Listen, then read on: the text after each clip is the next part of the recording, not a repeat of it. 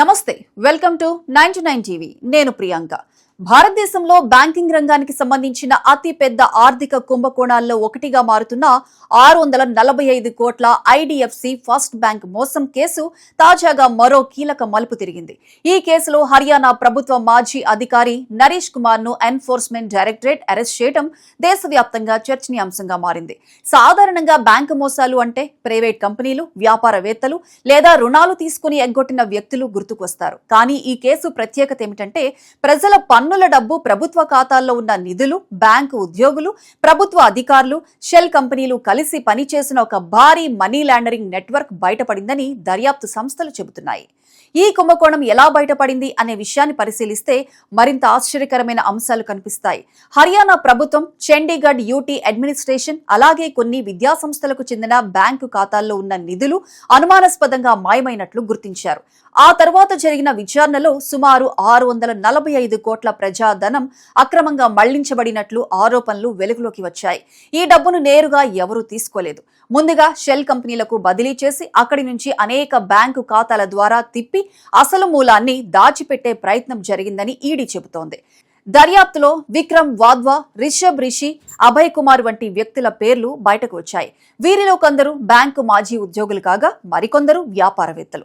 Bank వ్యవస్థలో ఉన్న లోపాలను ఉపయోగించుకొని ప్రభుత్వ నిధులను షెల్ కంపెనీల ద్వారా మళ్లించినట్లు ఆరోపణలు ఉన్నాయి.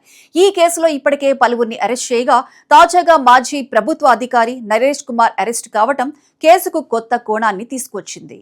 ఈడీ ఆరోపణల ప్రకారం నరేష్ కుమార్ ఈ అక్రమ డబ్బు బదిలీలో మధ్యవర్తిగా పనిచేసినట్లు అనుమానిస్తున్నారు. అతని కుటుంబ సభ్యుల ఖాతాల్లో సుమారు 1.2 కోట్లకు పైగా నిధులు జమ అయినట్లు దర్యాప్తులో గుర్తించారు. అంతేకాకుండా అక్రమంగా సేకరించిన నగదును పంపిణీ చేయడంలో కూడా అతనికి పాత్ర ఉన్నట్లు ఈడీ పేర్కొంటోంది. అయితే ఇవన్నీ ప్రస్తుతం దర్యాప్తు సంస్థల ఆరోపణలు మాత్రమే. కోర్టులో విచారణ పూర్తయి తీర్పు వచ్చే వరకు ఎవరినీ దోషిగా పరిగణించలేమనే విషయం గుర్తుంచుకోవాలి. ఈ కేసులో మరో ఆసక్తికర అంశం షెల్ కంపెనీల వినియోగం. Swastik Desh projects, Capco fintech services, RS traders వంటి సంస్థలు డబ్బు మళ్లింపులో ఉపయోగించబడ్డాయని దర్యాప్తు సంస్థలు చెబుతున్నాయి. ఒక ఖాతా నుంచి మరో ఖాతాకు, అక్కడి నుంచి మరో సంస్థకు డబ్బు బదిలీ చేస్తూ అసలు డబ్బు ఎక్కడి నుంచి వచ్చిందో గుర్తించలేని విధంగా నెట్వర్క్ నిర్మించినట్లు ఆరోపణలు ఉన్నాయి. దీనినే మనీ లాండరింగ్ లో లేయరింగ్ అని అంటారు. ఈ కేసు బయటపడిన తర్వాత బ్యాంకింగ్ వ్యవస్థ భద్రతపై కూడా ప్రశ్నలు తలెత్తాయి. ఒకే శాఖలో ఇంత పెద్ద స్థాయిలో అక్రమ లావాదేవీలు ఎలా జరిగాయి? అంత భారీ మొత్తంలో ప్రభుత్వ నిధులు ఎలా మళ్లించబడ్డాయి?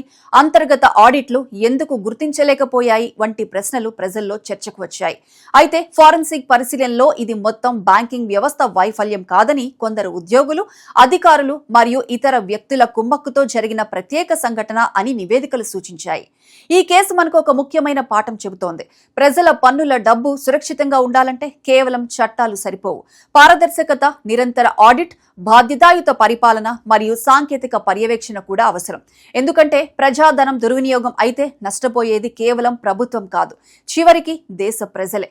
ప్రస్తుతం ఈడీ, సిబిఐ మరియు ఇతర దర్యాప్తు సంస్థలు ఈ కేసులో మనీ ట్రయల్ ను పూర్తిగా గుర్తించే ప్రయత్నం చేస్తున్నాయి. ఇంకా ఎవరెవరు లబ్ధి పొందారు, ఎంత మొత్తం ఎక్కడికి వెళ్లింది, ఈ డబ్బుతో ఎలాంటి ఆస్తులు కొనుగోలు చేశారు అనే అంశాలపై విచారణ కొనసాగుతోంది.